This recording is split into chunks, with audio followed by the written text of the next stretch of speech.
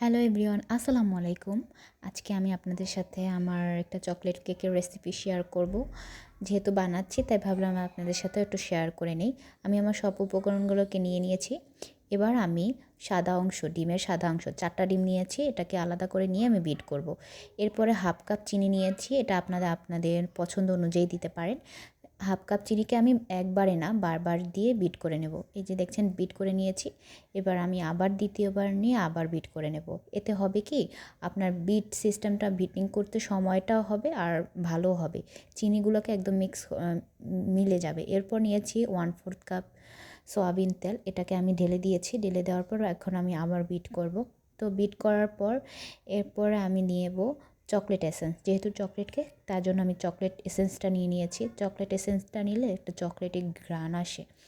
এই পর্যায়ে আপনারা চকলেট কালারও ইউজ করতে পারেন সাথে, কিন্তু আমার চকলেট কালার ইউজ করার প্রয়োজন হয়নি। তারপর আমি কুসুমগুলোকে দিয়ে দিয়েছি, 4টা কুসুম দিয়ে এবার আমি ভালো করে বিট করে নেব। এরপরে দেখবেন একটা ম্যাজিক, জাস্ট জাস্ট ওয়াও একটা দেখতে পাচ্ছেন, জাস্ট লুকিং দ্যাট, মানে জাস্ট অসাম। এত সুন্দর একটা ফোমি ভাবটা আসে যে মানে আমি দেখলে অবাক হয়ে যাই।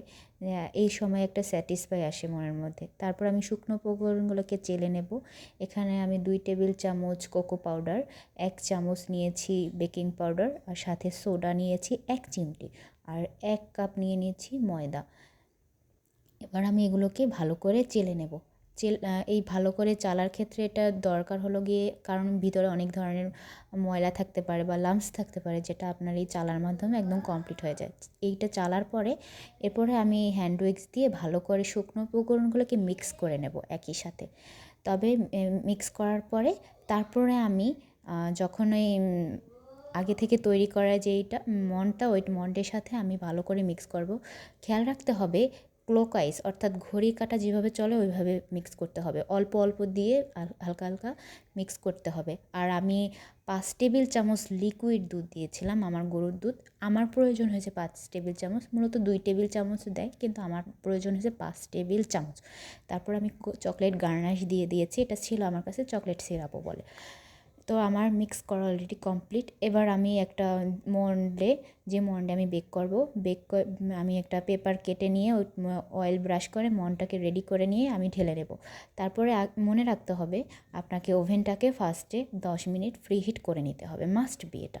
তো এই তো দেখতেন, এবার এই যে লাম্পসগুলো আমি বারবার ঝাঁকিয়ে নিয়েছি, তাতে হবে কি লাম্পসগুলো উপরে উঠে যায়। জাস্ট সি, আমার কেকটা কমপ্লিট হয়ে গেছে।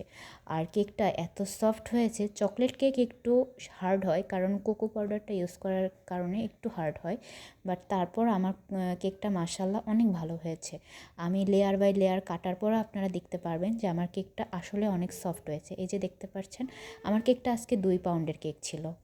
তারপর আমি লেয়ার কেটে নিয়েছি, আর এইটাকে আমি ফ্রস্টিং করব। সেক্ষেত্রে আমি ক্রিমটাকে আগে থেকেই রেডি করে নিয়েছি, আর আমি চকলেট সিরাপ মানে সুগার সিরাপ তৈরি করে নিয়েছি। এটা চিনি, চকলেট সিরাপ আর হলো গিয়ে পানি, আর কিছুই না, আর কিছুর প্রয়োজন হয় না। তারপর তো আমি লেয়ার বাই লেয়ার কমপ্লিট করে নিয়েছি। সিম্পল একটা ডিজাইন দিয়ে কেকটাকে একদম রেডি করে নেব। ওমা, এদিকে দেখছি আমার কেক বানাতে যত না সময় লেগেছে, তার আগেই একদম ফিনিশ। তারপর যতটুকু কেক ছিল ওটা দিয়ে আমি একটা কাপ কেক তৈরি করে নিয়েছি। ইনশাল্লাহ আবার দেখা হবে। আল্লাহ হাফেজ।